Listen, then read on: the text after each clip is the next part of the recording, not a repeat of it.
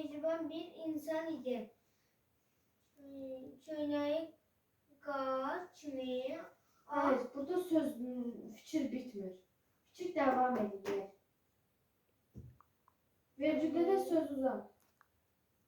çöynəyi qar kimi ağ Köynəyi qar kimi ağ,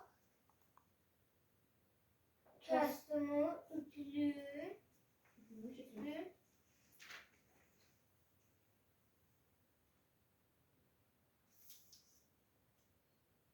gəlir və ne? Kəstimi ütülü, sərgəli sərgəli və təmiz olardı. Xalq onu doktor Nərman deyərdi. Onu yox. Xalq ona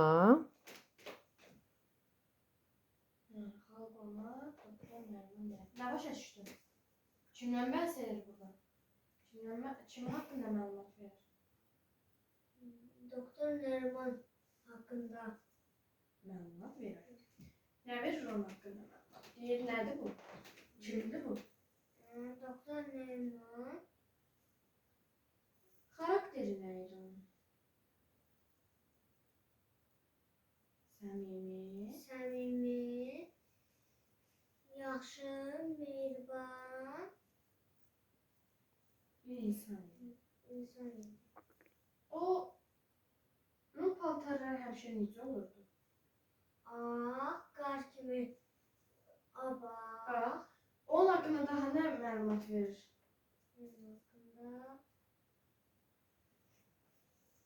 Köynəyi çöynəyi qar ağ, kimi, köynəyi ağ, kostyumu ütülü, sərgəli və təmiz idi. ütülü və təmizdir. yəni o həm xeyirxah, Müəllim də mehriban olduğu qədər də özünü sevən və təmizliyə riayət edən bir insan idi. Nəvələrimə göstərəcəm gələcəkdə.